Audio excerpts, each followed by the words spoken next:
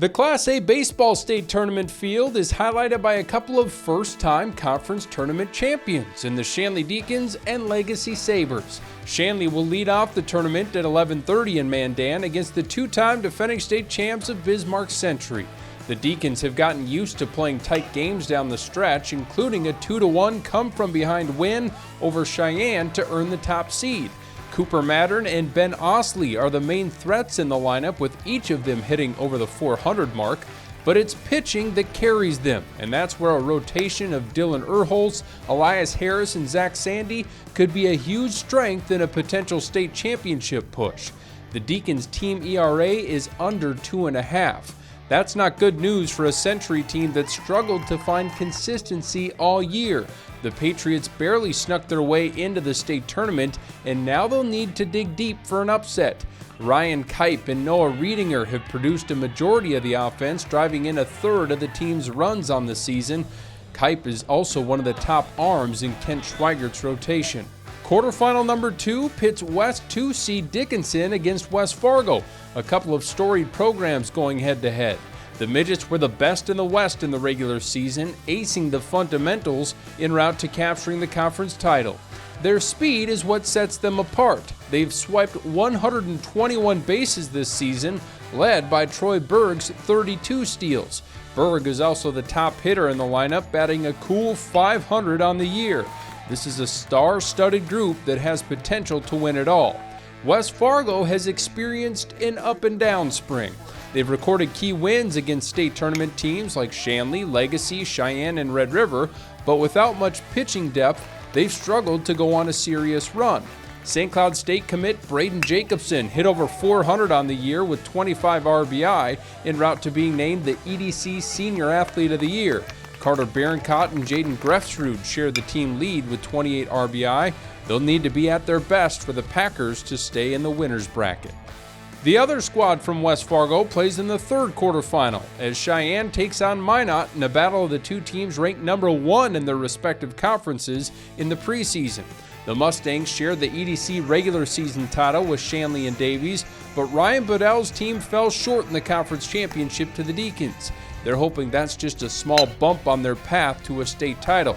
Cheyenne is certainly built like a contender. They have 9 players with double-digit RBI led by Alex Erlob and Lance Oster, but it's their pitching that has flustered teams all year. No team has been able to score more than 3 runs against the Mustangs over the last 16 games. In the process, the team ERA for the Blue and Orange has dropped to 1.84.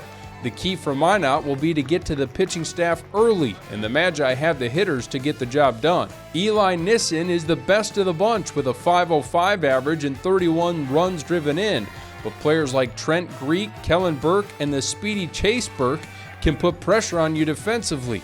This should be one heck of a baseball game.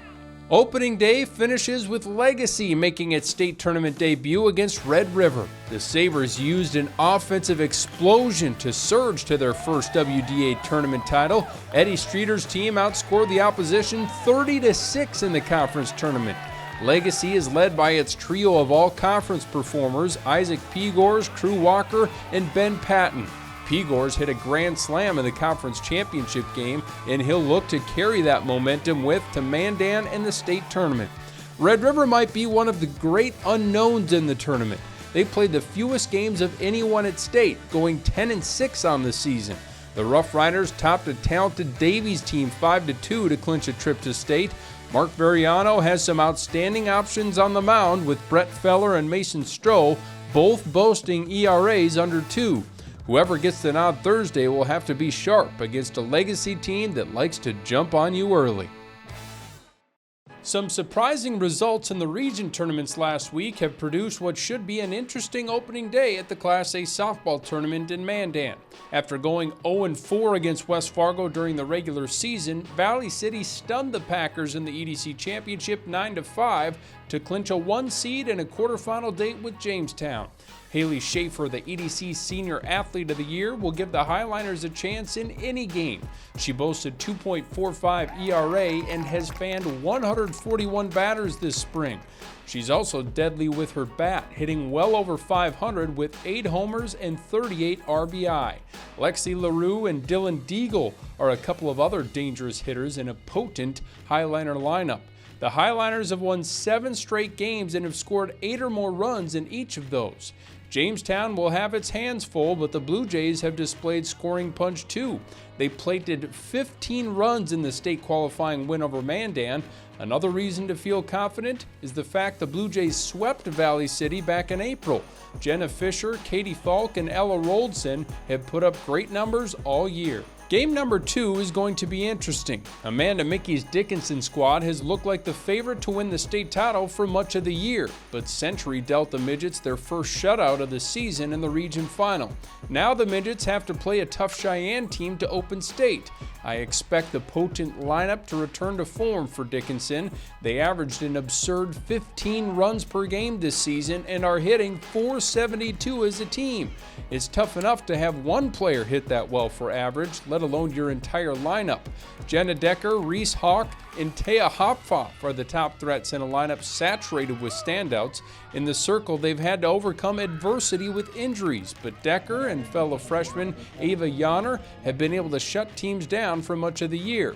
Their opponent, Cheyenne, should enter with confidence though, having won 15 of their last 18 contests. Mark Woodbury's team features 6 players batting over 400, including RBI leaders Maddie Buchert and Katie Geisler.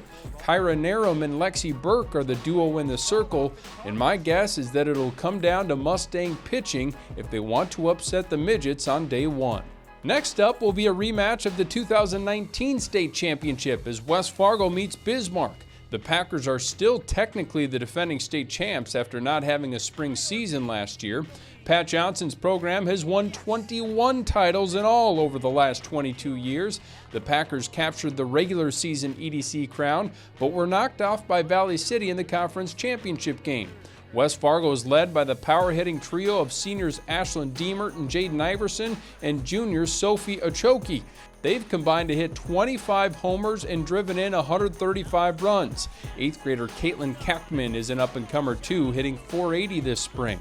One interesting nugget, the Packers were 3-7 against West teams this year, including a pair of losses to Bismarck. Now the question for the Demons is if they can repeat that success with the season on the line. The Demons put 3 players on the All-WDA team this spring in Paige Hansen, Ashley Potter, and Logan Gronberg. Gronberg, a junior for Bismarck, has put up some of the best numbers this state has ever seen. The UND commit is hitting over .650 with 13 homers and 62 RBI. Not to mention she's pitched over 100 innings and owns a 1.6 ERA with 129 strikeouts. The young ladies around her can swing the stick too. The Demons hit .427 as a team. They've won 16 of their last 18 games in a deep playoff run. Wouldn't surprise me at all. WDA Senior Athlete of the Year Maddie Zander and her Bismarck Century Patriots take the West top seed into state and will meet Cinderella Grand Forks Central. Century really impressed at the region tournament, defeating both Bismarck and Dickinson en route to the tournament title. Mally Wittenberg and Brooklyn Morris joined Zander on the all-conference teams after putting up some impressive numbers of their own. All 3 hit above .490, with Zander belting out 10 long balls. Zander's best value comes in the circle, though, where she has struck out 183 batters in 115 innings of work. She also owns a 1.22 ERA. If she has her best stuff cooking this weekend, Century should find itself playing in the final game on Saturday. Grand Forks Central is hoping to pull the ultimate surprise in the quarterfinals. The Knights finished the regular season in 6th place of the EDC, but knocked off Davies for a trip to state. Senior pitcher and first baseman Regan Fontaine represented the Knights on the All-EDC team, but this is a roster with some great young talent too. Sophomore Brooklyn Ramsey led the team with a .487 batting average and 36 runs driven in, while 8th grader Jillian Polkrabeck hit over .450 with 23 runs scored. Central needs to get better performance from their pitching, but they have plenty of ability in the batter's box. The Class B baseball state quarterfinals at Jack Brown Stadium in Jamestown begin with an 11:30 tilt between second-seeded Central Cass and Region 7 champ Renville County. The Squirrels emerged from the always tough Region 1 by defeating Kindred Richland. Max Kabervig and Brendan Maggio have been great on the bump this season, and the same could be said about their plate presence. Kabervig is hitting .421 while Maggio leads the team with 27 RBI. The Muskrats have a host of top-end pitchers though. Gannon Hall, Joe Savacool, and Brock DePute all have excellent stuff on the mound, as evidenced by each one of their ERAs being under 2. That trio, along with Kellen Henry and Corbin Hall, do a bulk of the damage at the plate. Lemoore Litchfield Marion is the 3 seed, entering with a 16-2 record.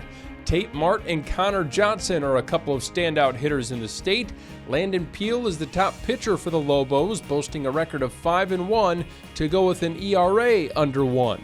Norstedt will be the Lobos' opponent. The Bearcats played the fewest regular season games of anyone in the field, only 12, but they won 10 of those. Freshman Dane Hagler was 5-0 as a starter this spring and racked up 46 strikeouts. Jesse Vogt has a balanced lineup that's hoping to break through at state.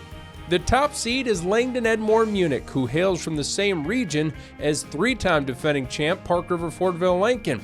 The Cardinals have 3 top pitchers, which is huge this time of year. Simon and Grant Rumfo will cap off their decorated careers, and they hope to add some more hardware too. They're both hitting over 500 and have 35-plus RBI. They are also a combined 12-0 on the bump with extremely low ERAs. Cooper Zimmer is the 3rd pitcher that will be needed to get them over the hump for a state title bid. Meanwhile, Beulah will try to advance with its stingy pitching and defense that features a team ERA of 2.6. Miners junior Trapper Skolsky will be one to watch at state. He's batting over 500 and has been perfect in stolen base attempts with 17 on the year. Thompson and Bishop Ryan square off in the 4-5 matchup. The last time a Class B state championship game didn't feature the Tommies was 2015. Since then, they've appeared in 4 straight, with their lone championship in that streak coming back in 2016. But this is a completely new group from the head coach to the roster. Nate Solis' squad features only 2 seniors, one of which is the team's top hitter, Zach Peterson. The 6'4" Kyle Odenbach leads the pitching staff with 57 strikeouts and a .87 ERA.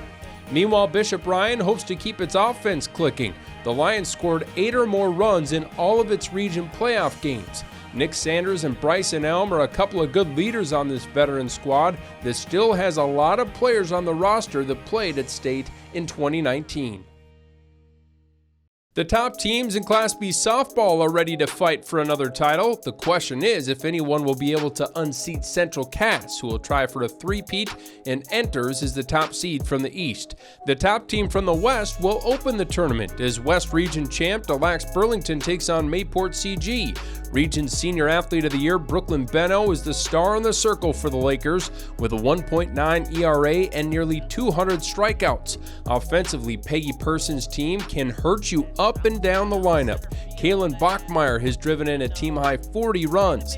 They get the Cardiac Kids from MayPort-C-G in the opening game. The Patriots rallied from a 3-0 deficit in the final inning to beat Northern Cass in extras for a ticket to state. Sisters Riley and Raina Satram played a critical role in the upset, and the freshmen will be counted on to carry the team in the postseason as well. Thompson plays in the 1 o'clock game and will be coming off its one and only loss of the season, a 2-1 setback to Central Cass in the region final. The Tommies have been relentless this year, averaging 15 runs a game with a team batting average over 400. Grace Stumpf is a grinder in the circle for Matt Chandler's team. Maya Krosted has been putting on a clinic at the dish with a .553 batting average and a slugging percentage of .973.